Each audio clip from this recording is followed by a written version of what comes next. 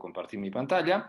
En principio, muchas gracias a todos por estar conmigo acá para escuchar algunas de mis ideas. En fin, podrían estar haciendo algo mejor con su viernes en la noche, pero gracias por estar aquí. No tengo una presentación preparada. De hecho, yo cuando hago este tipo de webinars, nunca preparo una presentación. Sí tengo una hoja con algunos pensamientos y voy haciendo la presentación mientras hablo. Entonces, bueno, acá ustedes ven el título de esta presentación y creo que hay que empezar con una definición bien básica de Scrum, que es una definición que voy abriendo acá.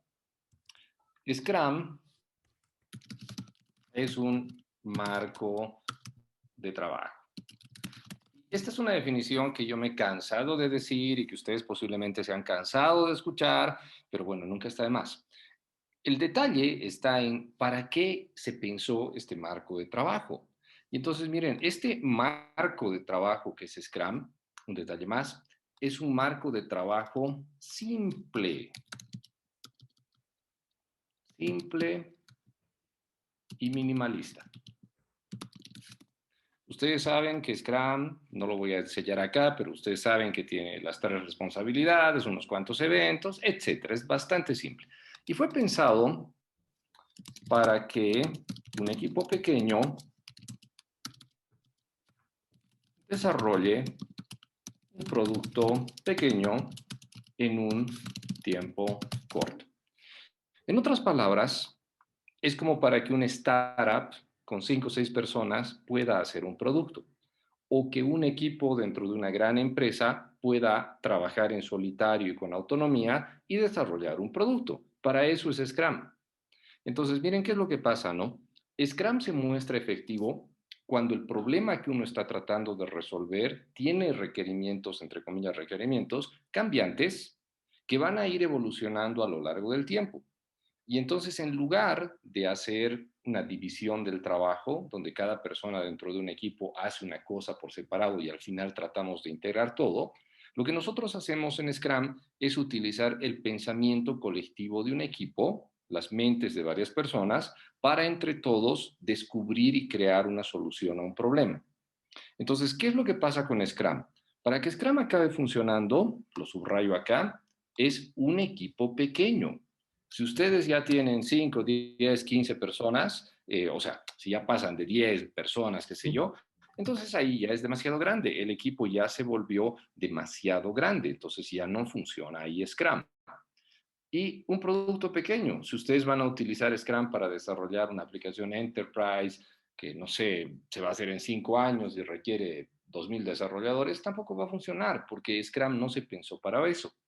Y el tiempo, Scrum apunta a tener un MVP, una versión minimalista del producto, en unos cuantos sprints. Obviamente esa versión puede que no sea comercializable, puede que no esté al 100%, esa es la idea, pero acaba probando varias hipótesis y encima de probar esas hipótesis vamos al siguiente incremento. Entonces Scrum fue pensado para eso. ¿Y ahora qué ocurre? Si nosotros entendemos bien esa definición, ¿qué nos resuelve Scrum? Y este es el tema de la charla. Scrum no resuelve. Para empezar, Scrum no resuelve temas técnicos. En otras palabras, temas que tengan que ver con crear código limpio, Scrum no dice nada. Scrum no te enseña. ¿Sí? Más Scrum asume que la gente sabe hacer código limpio. Scrum asume que los desarrolladores son capaces de hacer código limpio. ¿Sí? Y esa es una suposición altamente peligrosa. Y entonces, miren, muchísimas veces uno acaba fallando como Scrum Master porque uno puede poner las ceremonias de Scrum, explicar las responsabilidades, tener un tablero en la pared, etcétera. Pero si la gente sigue codificando mal, entonces Scrum se queda a medias. Y es porque Scrum asumía como un prerequisito que ya el tema técnico estaba resuelto. Otra de las cosas que Scrum no resuelve es cuellos de botella, perdón, botella y sobre especialización. Entonces, miren qué es lo que pasa. La forma más ineficiente de trabajo, más la más común, es cuando uno tiene personas que se encargan de cosas específicas. Ustedes han debido ver en los equipos que tienes el que desarrolla frontend, el que solamente hace capa media, el que hace backend, el que testea a mano, el que pone en producción y así sucesivamente. Cada uno de ellos, debido a su sobreespecialización, acaba creando un cuello de botella. Ustedes lo han debido ver, que muchas veces todos ya terminaron y solo estamos esperando que se testee, pero no se puede testear porque solo hay una persona y está sobrecargada. O queremos poner algo en producción y hay un solo ingeniero de operaciones para varios equipos y se convierte en un recurso compartido. Entonces, Scrum no te acaba solucionando esos problemas. Scrum te dice equipo de funcionalidad cruzada. Pero cómo llegar al tema de la funcionalidad cruzada, cómo hacer que la gente tenga varios equipos, cómo eliminar esos cuellos de botella, Scrum no te dice. Entonces ahí, una vez más, Scrum se puede quedar muy corto, porque imagínense ustedes, supongamos que resolvemos el tema técnico, supongamos que ahora los desarrolladores sí pueden crear código limpio, pero de todas maneras están sobreespecializados. Hay desarrolladores que solo hacen frontend, hay desarrolladores que solo hacen backend, hay analistas de negocio, y esa sobreespecialización va a hacer que el todo, el equipo, acabe siendo igual ineficiente pese a que usemos Scrum. Otra de las cosas que Scrum no resuelve, Scrum no motiva a la gente. ¿Sí? Entonces, una definición de Scrum Master que alguna vez leía o escuchaba de colegas es que decían, el Scrum Master es un motivador. Puede ser que por sus rasgos de personalidad, que por la forma como se comunica con la gente, acabe de alguna manera transmitiendo buena onda y motivando. Pero en esencia, Scrum no se inventó como una herramienta motivadora. Scrum es lo que dijimos en la anterior lámina, es un marco de trabajo, etcétera, etcétera. Pero ¿y qué hago con temas de motivación? ¿Sí? ¿Qué hago cuando la gente se siente desmotivada? Y ustedes verán que en la práctica hay una correlación muy interesante entre el grado de motivación y las ganas de aprender. Ustedes van a ver que cuando la gente se siente motivada, se siente feliz, se siente a gusto, comienza a leer, comienza a investigar, comienza a compartir conocimiento. Y cuando no ocurre esa motivación, el efecto contrario. La gente se siente desmotivada, la gente no quiere compartir su conocimiento, no quiere aprender. Entonces, Scrum no te acaba resolviendo ese tema de la motivación. Scrum lo que acaba es mostrando que ese tema está ocurriendo, más no te da la solución. Otra cosa que Scrum no resuelve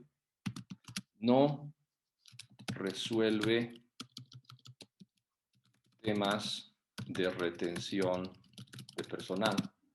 Si la gente de una empresa se va, no porque utilices Scrum, ahora se va a quedar. ¿Sí? Entonces, muchas empresas, he encontrado de esas en el pasado, piensan que pueden resolver el tema de retención de personal ahora teniendo equipos Scrum. Debido a que Scrum está de moda y que en teoría hace más feliz a la gente, vamos a usar Scrum y la gente no se va a ir a la empresa. Pero no necesariamente se acaba quedando la gente. Hay temas subyacentes mucho más profundos que provocan que la gente se acabe cambiando de trabajo. Entonces, Scrum no te va a decir cómo resolver esos temas. Lo que va a hacer Scrum es que te va a hacer evidente una vez más que hay gente que se está yendo de la empresa. Otra cosa que Scrum no resuelve. Scrum no rediseña la empresa. Entonces, fíjense, Scrum no es una herramienta que te permite hacer un rediseño organizacional. Si la empresa antes de Scrum era así y entonces ahora implantamos Scrum de alguna forma, Scrum no me va a dar las herramientas para comenzar a rediseñar la empresa y hacer un nuevo sistema para la empresa. Scrum no te da eso, Scrum se queda corto. Scrum lo que hace es que te muestra que el diseño organizacional actual de una empresa es obsoleto o por lo menos no compatible con Scrum. Eso es lo que te acaba mostrando. Entonces, miren, cuando ustedes piensan en un diseño organizacional tradicional es jerárquico, es desde arriba hasta abajo, es con planes de carrera. Entraste con un cierto puesto, un cierto trabajo, y a medida que va a ir pasando el tiempo, vas a ir subiendo y subiendo, especializándote cada vez más y más y más en una vertical. ¿Qué tiene que ver ese diseño con un equipo de funcionalidad cruzada, como dice Scrum? ¿Ven la incompatibilidad?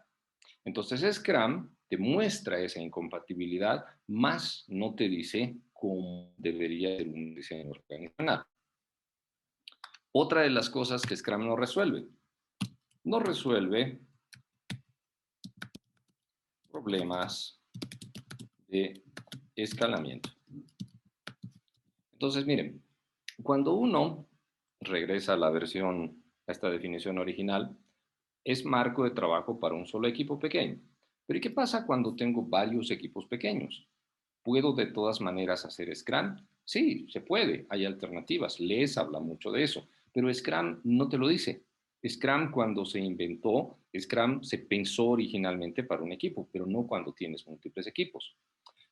Y cuando nosotros pensamos realistamente en la construcción de un producto, sí puede ser que construyas un producto de software con 5 personas, pero eventualmente para que ese producto sea comercializable, para que se mantenga en el mercado, necesitas más gente y de más especialidades y divididas en equipos pequeños y muchas veces en diferentes países o ubicaciones geográficas. Entonces ahí Scrum acaba creciendo, más no está preparado para ese tipo de crecimiento. Continuando. Si Scrum no acaba resolviendo esos temas, ¿sí? ¿Qué ayuda a Scrum? Entonces acá vamos uno por uno, ¿no? Yo decía temas técnicos. Hasta el momento, la verdad sea dicha, no se ha inventado nada mejor que XP. ¿Okay? XP acaba siendo la base de muchas otras cosas. Hoy en día nosotros tenemos DevOps, que no se podría hacer sin las prácticas de ingeniería que vienen de esta Extreme Programming. DevOps también tiene un precursor que tiene que ver con el código limpio. Y entonces, el código limpio, una vez más, se originó como una respuesta a la gente que se había ido por el lado más blando de la agilidad, del grupo que escribió el manifiesto ágil. Salieron dos corrientes, una que se fue más por el lado de Scrum y la otra que se fue por el lado de código limpio. Pero ambas tenían una vertiente común que era Extreme Programming. Entonces, hasta el momento no se ha inventado otro enfoque mejor que Extreme Programming. ¿Sí? Y aunque ustedes no quieran utilizar Extreme Programming, utilicen ingeniería de software.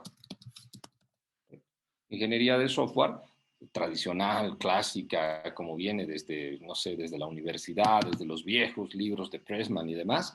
Ingeniería de software les dice funciones pequeñas, funciones con un claro punto de entrada, un claro punto de salida, desacoplamiento. Hay muchos principios técnicos que vienen de ingeniería de software.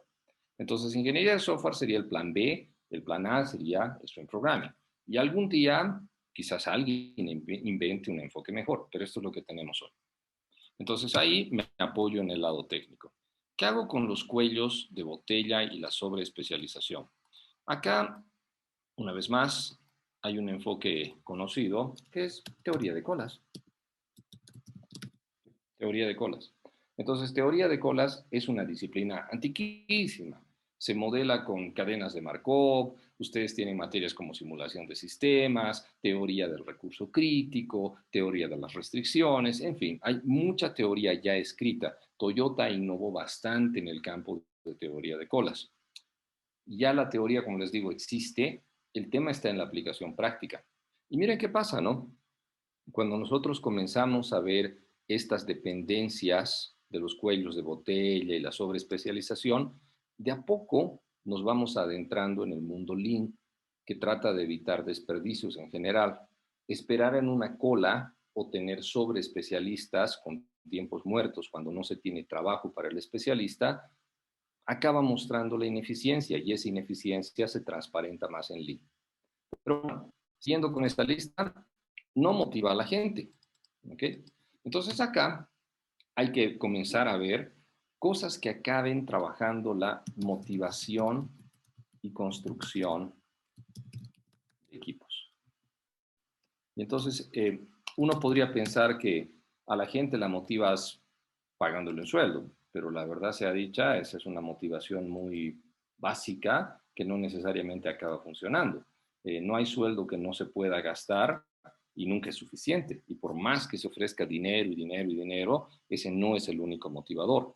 Entonces, autores como Daniel Pink, que escribió el libro Drive, hablan bastante de motivación y él menciona, ¿no?, que hay tres factores: maestría, autonomía y propósito, que son los que acaban motivando realmente a la gente.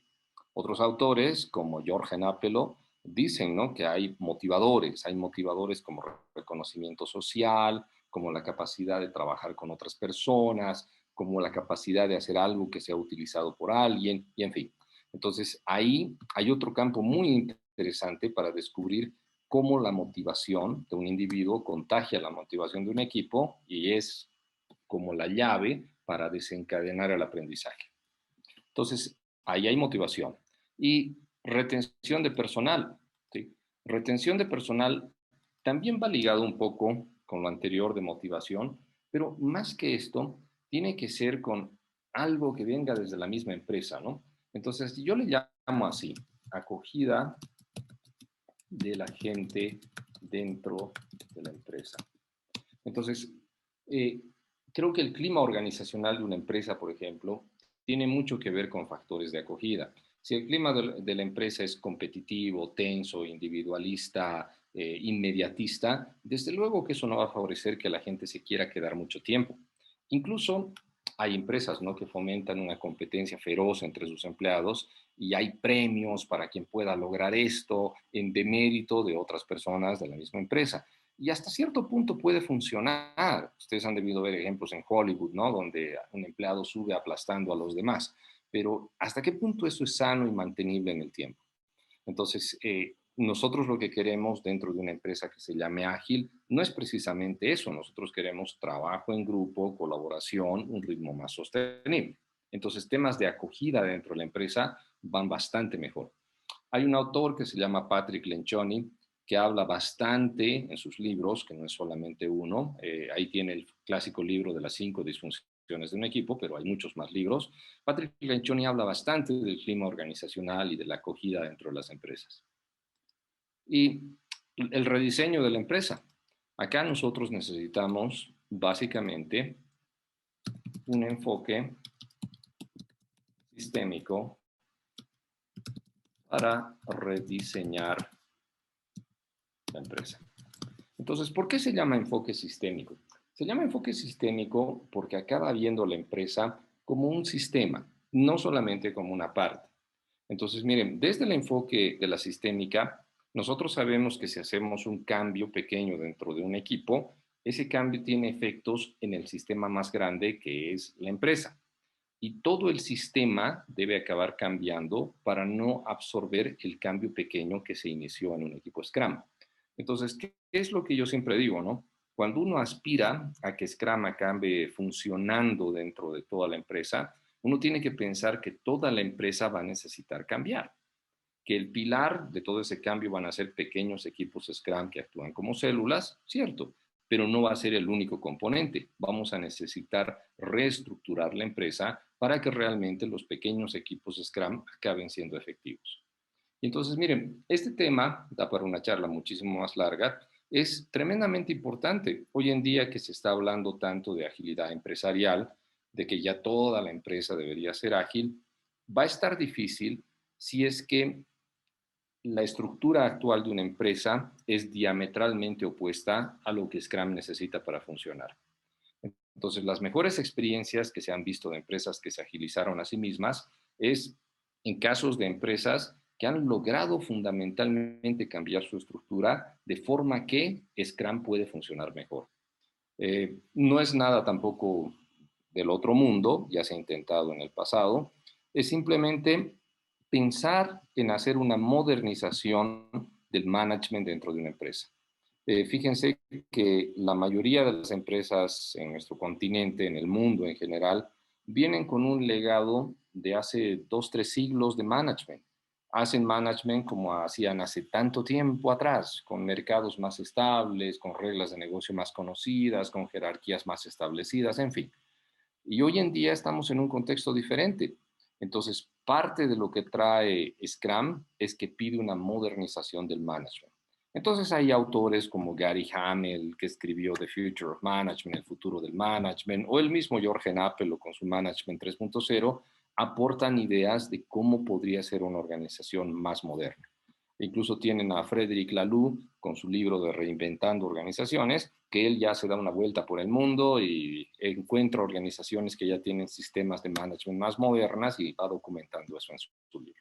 Pero en fin, charla para otro día. Eh, no resuelve problemas de escalamiento, ¿sí? Y acá un tema fundamental, ¿no?, que siempre hay que pensar es que no es escalar, es de escalar. Porque ¿qué es lo que pasa cuando uno tiende al escalamiento? Cuando uno tiende al escalamiento, lo cual es una tendencia bastante natural, ¿no? Uno acaba generando otra vez jerarquías. Pongo un ejemplo. Ustedes tienen un equipo Scrum que anda funcionando bien, ahora tienen 3 equipos Scrum y nombran a un Uber Scrum Master, por ponerle un nombre, ¿no? Es un Super Scrum Master de 3 equipos. Y ese Super Scrum Master de 3 equipos se reporta ante un Product Owner.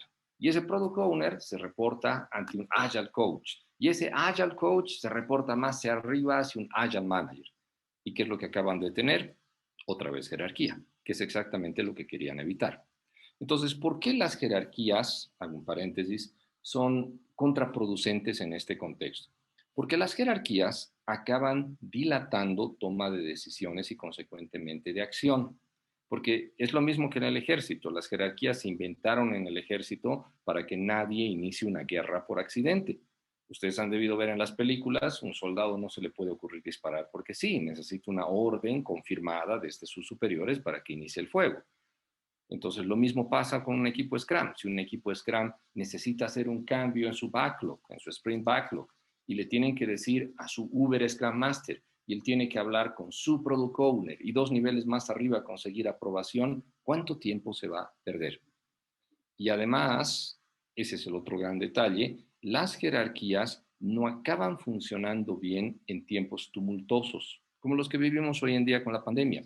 En tiempos como estos, tan cambiantes como los de la pandemia, simplemente no hay tiempo para tantos niveles y para tanta burocracia.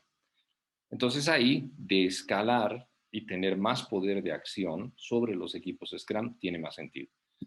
Si ustedes quieren ver más de esto, los libros de Larman y Buzz Body, los libros de Les, son una excelente fuente de referencia. Entonces, antes de que se desilusionen de Scrum, ¿ok? Porque ya que Scrum no resuelve todos estos temas, ¿sí? Scrum hace evidente que es necesario complementar. No sé si ustedes muchas veces han caído en esta idea, ¿no? A mí me ha pasado años atrás, que yo pensaba que con un curso de CCM ya tenías todo el conocimiento de Scrum y ahora solo era aplicar dentro de una empresa y todo iba a funcionar bien. En realidad no. Un curso de Scrum te da cierta base introductoria, pero a partir de ahí es necesario complementar Scrum en la práctica. Entonces yo mencionaba hace un instante los libros, en la lámina anterior, algunos libros. Yo creo que la gente no tiene que reinventar la rueda. No se trata de que a mí en mi empresa se me va a ocurrir una nueva teoría, una forma particular de hacer Scrum. Creo que es reinventar la rueda. Hay que buscar conocimiento que ya existe, libros que ya se han escrito, experiencias que ya se han compartido, para tomar eso de base y sobre ello tratar de construir algo mejor. Creo que otro de los grandes problemas es que la gente piensa que mi situación es diferente, mi equipo es diferente, yo vivo en otro país, mi contexto es totalmente diferente. Y en realidad no es que sea completamente diferente. Hay patrones ya conocidos, hay cosas que le han pasado a otros Scrum Masters, a otras empresas, que muy probablemente les van a pasar a ustedes. Hay comportamientos que si ustedes repiten mismos comportamientos que otros Scrum Masters, van a llegar a los mismos resultados positivos o negativos. Y esto es porque simplemente ya van 20 años de hacer Scrum. Hace 20 años atrás había muy poca experiencia haciendo Scrum. 20 años después ya tenemos muchísima más base de conocimiento acumulado. Entonces, Scrum necesita ser complementado. Aquí el gran consejo que yo pasaba, ¿no?, es no reinventar la rueda.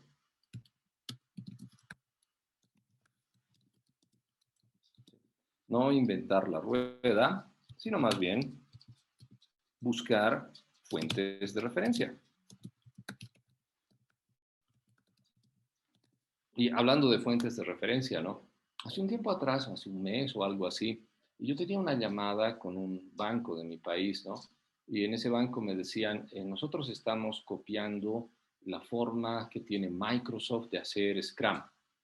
Y yo decía, ¿Microsoft hace Scrum? Y ellos me decían, sí, sí, hemos buscado en Internet que en Microsoft algunos equipos hacen Scrum. Y yo me quedaba así, ¿no? Y mi primer pensamiento es, Microsoft no inventó Scrum. O sea, si hablamos de empresas ágiles, yo no pondría Microsoft arriba en la lista. ¿Sí? Simplemente les va muy bien como negocio, pero no es un ejemplo de empresa ágil o no es un ejemplo de una empresa que se transformó a la agilidad. Entonces, creo que es importante buscar las fuentes de referencia, como con cualquier cosa, fuentes creíbles de referencia, fuentes que te puedan compartir alguna experiencia que realmente sea referencial. ¿Okay? Otro factor importante es que Scrum,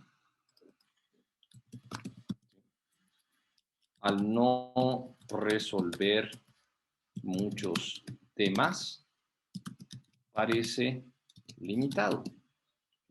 Y entonces miren qué pasa, ¿no? Ustedes podrían pensar, oh, ya que Scrum no resuelve esto, ya que no resuelve aquello, ya que no me va a ayudar con esto, entonces abandonemos Scrum, no nos sirve, usemos otra cosa. Y en realidad no es así.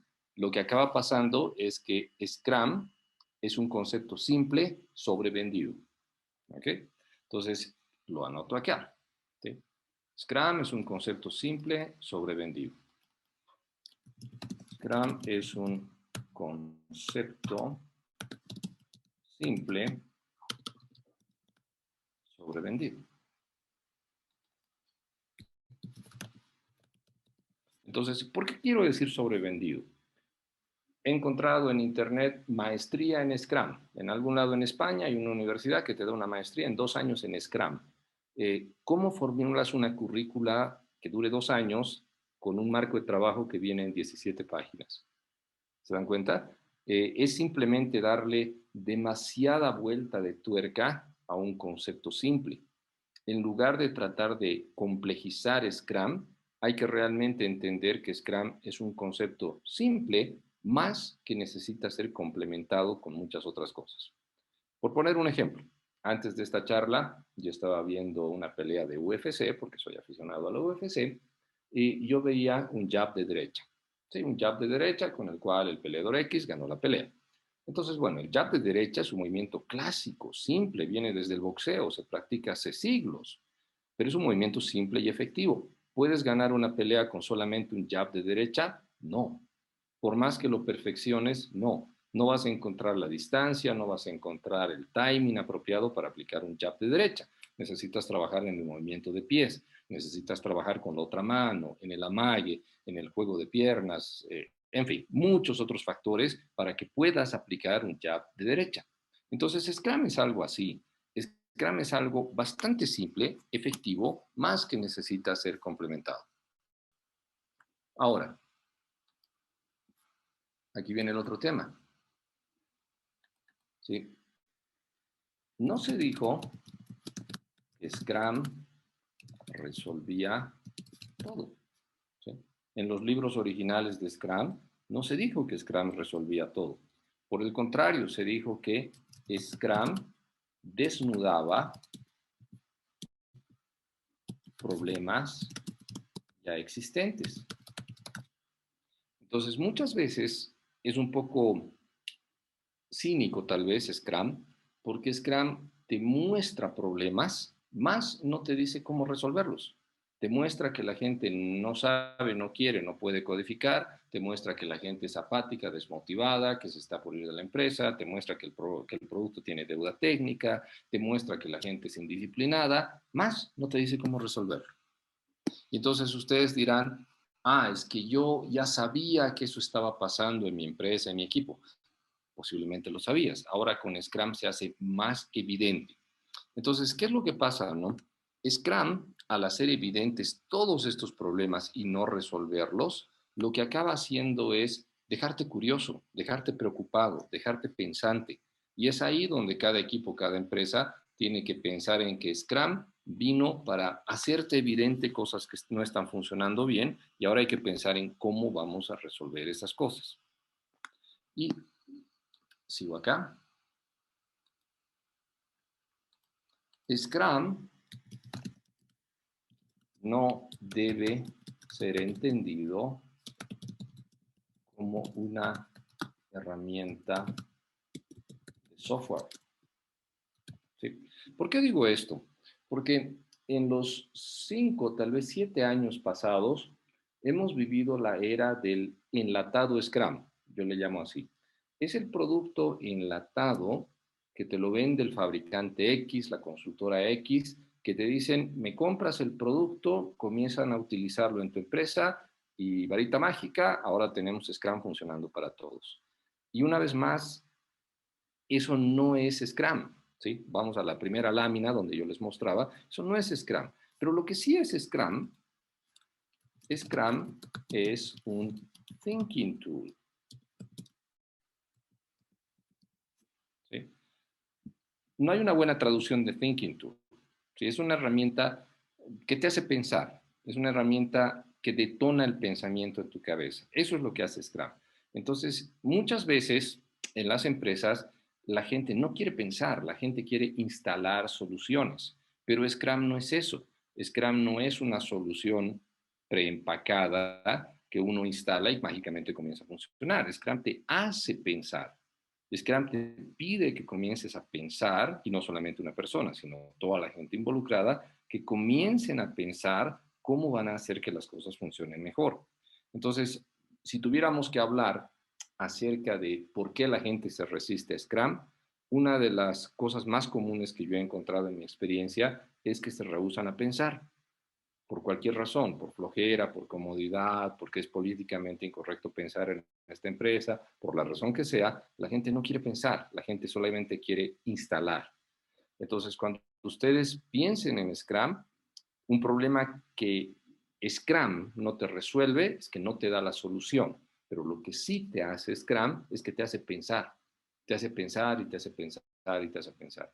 Entonces, miren, cuando Scrum te hace pensar, aquí lo anoto, cuando Scrum te hace pensar, aquí se detonan varias cosas. Se detona la discusión,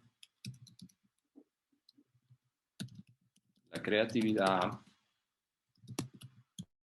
la colaboración, el aprendizaje, etcétera, etcétera, etcétera.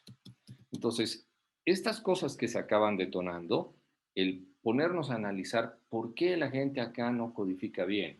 ¿Será que los apresuramos demasiado? ¿Será que no nos importa sacar mal código que igual se vende? ¿Por qué tenemos QAs en esta empresa? ¿Por qué tenemos que pagarle a alguien para que testee a mano si eso se podría automatizar? ¿Porque es más barato el QA que la automatización realmente? O sea, cuando nos ponemos a pensar en esos factores, ¿no? O nos ponemos a pensar que, a ver, siempre hemos trabajado así y no queremos cambiar y queremos seguir continuando de esta forma. Muchas veces ese pensamiento es irrealista porque el de esta forma a lo que estamos acostumbrados es prepandémico y ahora estamos en tiempos diferentes y el pospandémico nadie puede predecirlo. Entonces, cuando uno comienza a pensar de esa manera, cuando uno comienza a cuestionar, siempre dentro del marco del respeto, porque acuérdense que uno de los pilares de Scrum es precisamente el respeto, es la apertura de mente, si hablamos de los valores de Scrum. Cuando uno mantiene esos valores, pero hay discusión, hay creatividad, hay colaboración, comienzan a surgir cosas positivas. Comienza la gente a pensar, si escribiríamos código más limpio, tal vez no nos desvelaríamos los fines de semana. Pero ¿y qué necesitamos para hacer código más limpio? Necesitamos aprender y necesitamos que la gente no centralice el trabajo y el conocimiento. Y tal vez eso nos motive a todos porque vamos a hacer mejor trabajo.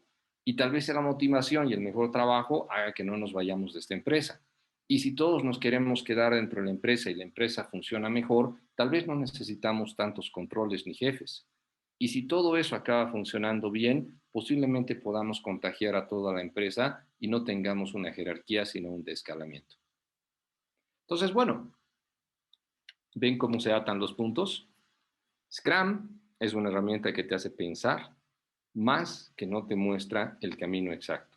Y ahí precisamente es que se requieren Scrum Masters talentosos, porque ahora se trata de pensar, no de ejecutar solamente. Entonces, gente, hasta aquí. Muchísimas gracias. Tengo espacio para preguntas. Si alguien quiere preguntar alguna cosa, debatir, por favor, adelante.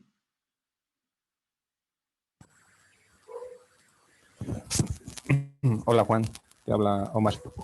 Omar, ¿cómo estás? Un ¿Qué tal? placer. Una consulta. Hablaste de Daniel Pink respecto a un libro que tiene para la motivación. Ujú. ¿Podrías mencionarlo, por favor? Sí, como no. Aquí lo voy a escribir en la ventana de chat. El libro se llama Drive, así como impulso.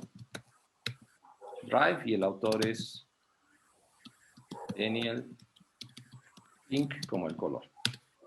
Ya, listo, gracias. Con gusto, Omar.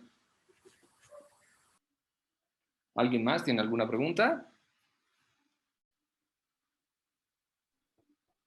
Juan, habla Silvina.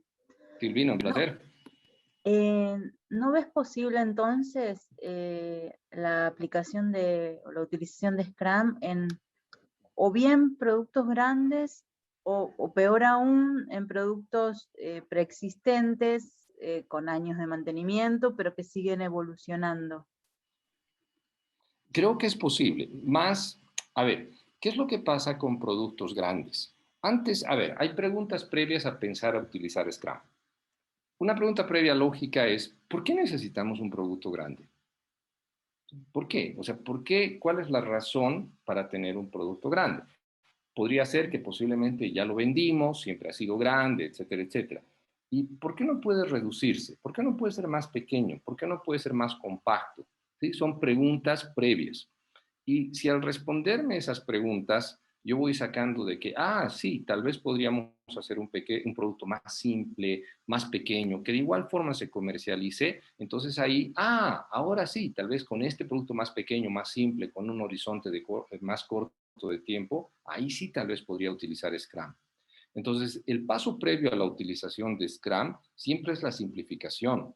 Porque miren qué pasa, si ustedes tienen algo complejo y encima ponen Scrum, están reduciendo las chances de que Scrum funcione, porque Scrum es algo simple, Scrum es un simplificador. Entonces, si ustedes primero simplifican el escenario y luego utilizan Scrum, ahí podría funcionar mejor. La otra pregunta que hacías es, ¿qué pasa con el código legado? ¿Sí? ¿Qué pasa con algo que ya existe, que ahí yo puedo trabajar con Scrum? Sí, puedes llegar a trabajar con Scrum, pero hay que ver que ese código de alguna manera no acabe explotando solo. Entonces hay problemas técnicos que deben resolverse para encima poder poner Scrum. Entonces, si nosotros utilizamos, por ejemplo, un patrón de estrangulamiento y logramos encapsular ese código legado y comenzar a construir funcionalidad alrededor para estrangular ese código, y esa funcionalidad es construida por equipos pequeños de Scrum, ahí puede funcionar. Pero si nosotros simplemente atacamos el código legado por cualquier lado, se va a romper y va a causar problemas que los equipos Scrum no van a poder resolver fácilmente. Entonces, primero es bajarle la complejidad a lo que tengo y encima de eso, recién probar Scrum. Clarísimo, muchas gracias. Un placer. ¿Alguien tiene alguna otra? Sí, otra pregunta, Juan. Te habla Omar nuevamente. Por favor. Es un comentario más que una pregunta. Me ha pasado que he trabajado en una empresa como freelance, ¿no? Entonces ahí el trabajo es más por tiempo y por resultados, ¿no? Obviamente las decisiones dejas de lado mucho, ¿no? La parte técnica, las buenas prácticas y demás. Entonces, ¿cómo puedes, qué postura se puede tomar para que, por ejemplo, al encargado, no al management, le des a entender de que no estás yendo por buen camino y sí va a haber problemas, ¿no? O sea, ser un poco más, bueno, no tengo el término en la mano, pero eso. No, te entiendo, te entiendo. Y miren, perdón, esto de los freelancers es interesante, pues, ¿no? Porque, a ver, vamos un paso más atrás. ¿Qué pasa cuando yo quiero construir un producto comercial? ¿Sí? Yo puedo pensar en el software como una cosa que la hacen los freelancers en cualquier lugar del mundo y que luego me la entregan y yo la comercializo y me voy a hacer millonario. Sí, o sea, yo como empresario puedo ver el software de esa manera, pero mi visión es muy sesgada, porque el software, para empezar, es un reflejo del conocimiento, ¿sí? Del conocimiento de un equipo. El software acaba siendo una expresión del conocimiento. Entonces, ¿qué pasa? Esa expresión del conocimiento, una vez que se pone a la venta, que se comercializa, va a empezar a cambiar, porque el mercado va a cambiar y va a cambiar y va a cambiar. Y entonces los freelancers, de la misma manera que freelancean para este producto, pueden freelancear para el otro producto. Si alguien viene y es de la competencia y contrata a mis freelancers por más dinero, ¿qué va a impedir que eso ocurra? Tal vez un contrato, pero traten de demandar a alguien al otro lado del mundo. Entonces, preguntas previas que uno se puede hacer, ¿no? Antes de siquiera pensar utilizar Scrum. ¿Cómo quieres construir un siguiente producto que sea realmente exitoso en el mercado? ¿Lo quieres hacer con freelancers que no tienen lealtad? Porque ese es el concepto de ser freelancer, no tienes lealtad, no eres parte. ¿O lo quieres hacer con un equipo cohesionado, con lealtad, con compromiso? ¿Cómo quieres construir el producto? Y entonces ahí yo me he encontrado con empresarios que me dicen, es que los freelancers son más baratos. Y yo cuestiono y digo, sí, baratos ahora, pero a largo plazo, cuando tu producto sea exitoso, ¿esos freelancers lo van a poder sostener? Y entonces, miren, esas son las preguntas que uno tiene que comenzar a hacer. O sea, Scrum no te va a dar la respuesta. Esas son precisamente las preguntas que te hacen pensar y hacen que los cambios se vayan dando. Entonces, cuando los cambios se acaban dando, uno puede pensar en un equipo más estable, con más apertura, escuchando a la gente, porque ya ha respondido a esas otras preguntas antes. Aquí Ronald pregunta, ¿qué opinas del dual track donde tienes un equipo que ve el UX y otro la construcción? A ver, yo creo que en general esa sobreespecialización no es buena. Ya le podemos llamar UX, le podemos llamar construcción, le podemos llamar construcción y deployment. Esa sobreespecialización no es buena. Desafía la teoría de colas, desafía la teoría de restricciones, básicamente. Entonces, ¿qué es lo que acaba ocurriendo? Ustedes van a ver que en empresas grandes tienes 1 o 2 UX designers para un montón de equipos. Y todo el mundo se acaba peleando por el tiempo de los 2 UX designers que son como las estrellas, las primadonas de la empresa. Y la empresa reacciona contratando un project manager que administra el calendario de los UX designers. Y tenemos burocracia y cuellos de botella. Y no estaría mejor, digo yo, que ese conocimiento de los UX designers pase a los que construyen el software, de alguna manera. Es lo mismo que acaba pasando con DevOps. Los ingenieros que codifican pueden poner en producción porque absorben el conocimiento de los ingenieros de producción. Y entonces lo mismo debería pasar con UX Design.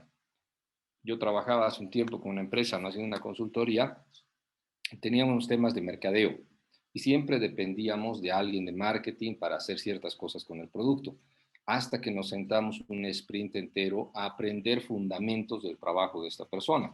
Lo que acabó saliendo es que el equipo podía hacer cosas básicas de mercadeo, se destapó el cuello de botella y además esa persona disfrutó más de su tiempo.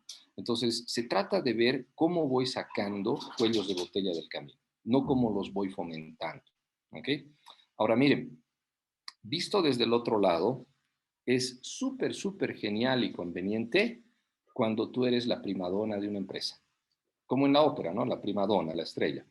Cuando tú eres el UX designer, que todo el mundo te tiene que venir a preguntar, que ganas un salario muy alto, etcétera, etcétera, es súper conveniente para esa persona.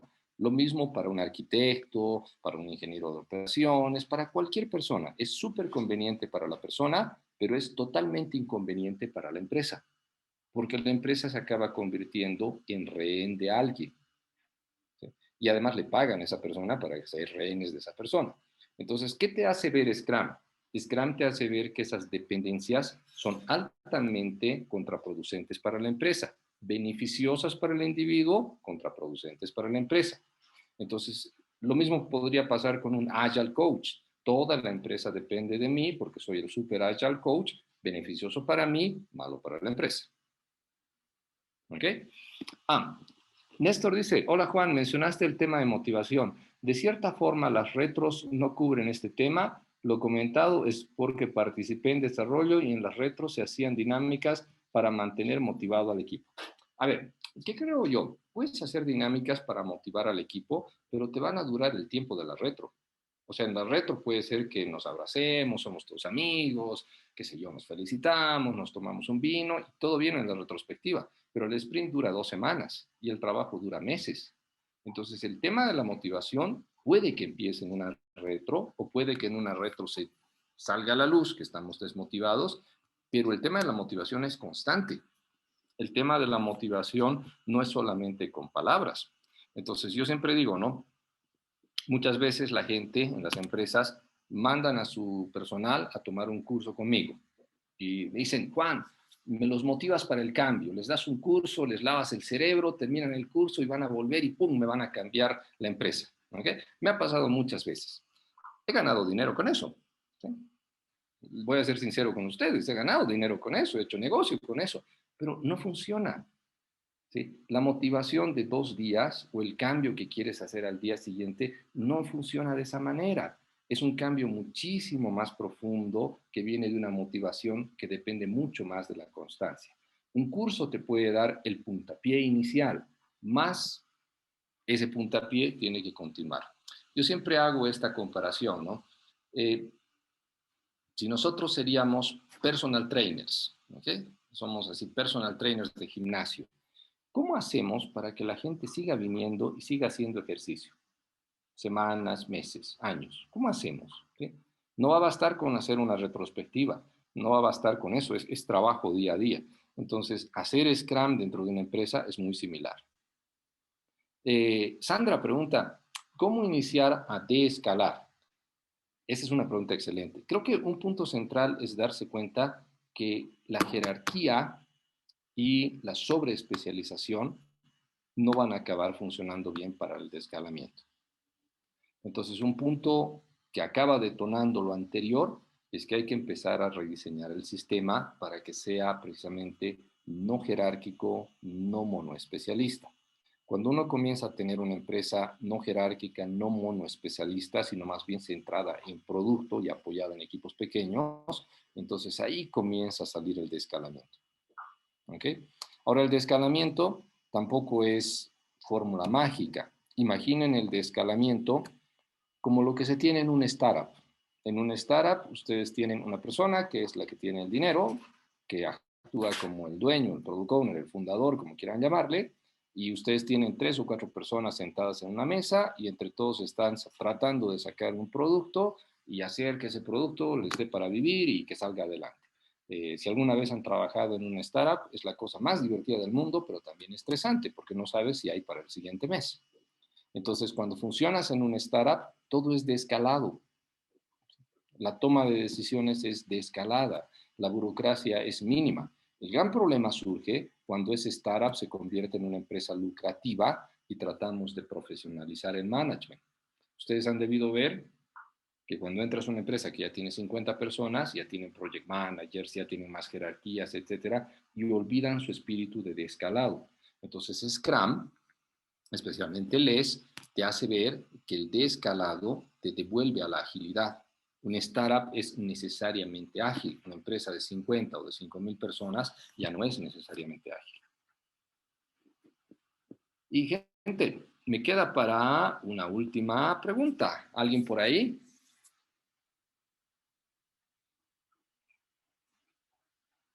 ¿Los cansé? Bien. Entonces, gente, muchísimas gracias a todos. Dejo de compartir. Stop share.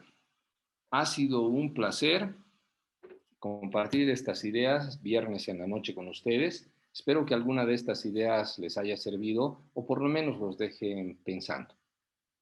Gracias. Gracias, Juan. Muchas gracias por estar aquí. No, un placer. Ha sido un gusto. El gusto es nuestro, Juan. Gracias.